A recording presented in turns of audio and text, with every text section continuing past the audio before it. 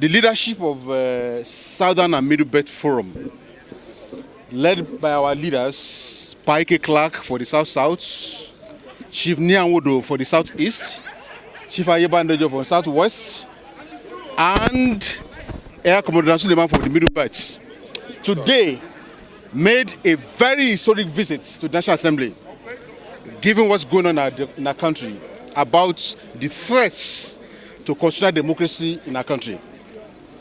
And in a very elucidating speech presented by Chief John Wood on behalf of the four leaders, supported by them, endorsed by them with additions, we made one point very clear. One, that we are afraid that when we say we run a constitutional democracy, what is going on in our country today runs contrary to the tenets, ethos, and ethics of democratic governance.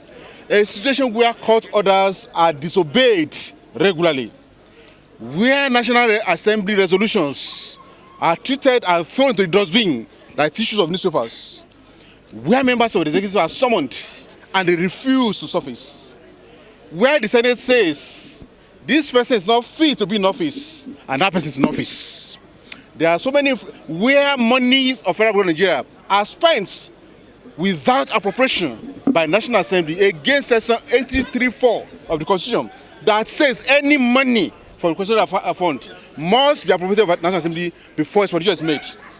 We have observed that you may not even like the faces of the senators who are here, but it's about the institution of democracy. That the only difference between military rule and civil rule or democratic rule is National Assembly. When you have military rule, you have the executive, you have the judiciary. It's only the National Assembly that's absent. And therefore, once we trample upon, we desecrate the National Assembly under a democratic rule, it's not like a democracy. And that's why we think that Nigerians should stand up and defend the right to democratic rule in Nigeria, and that all organs and institutions of democracy are respected. The executive, the legislature, the judiciary, every arm should function independently without intimidation by any other arm. Especially when we are coming through this assembly today, we said, how can 5 thugs enter this place, take away the mace, and the police said that they find the mace somewhere at the airport or Abuja Gate, and none of the 5 thugs have been arrested today, captured by CCTV.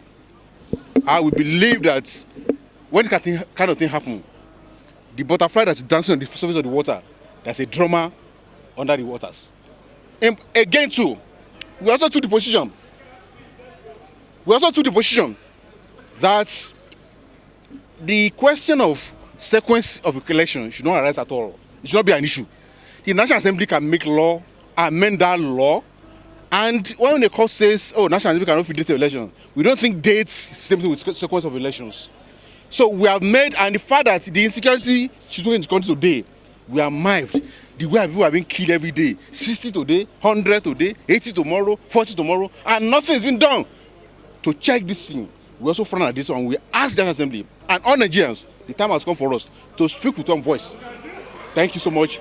These are the things we have discussed here today. Your name, sir. Your name. Yes, sir. Your name, sir. Secretary of Women. Yes.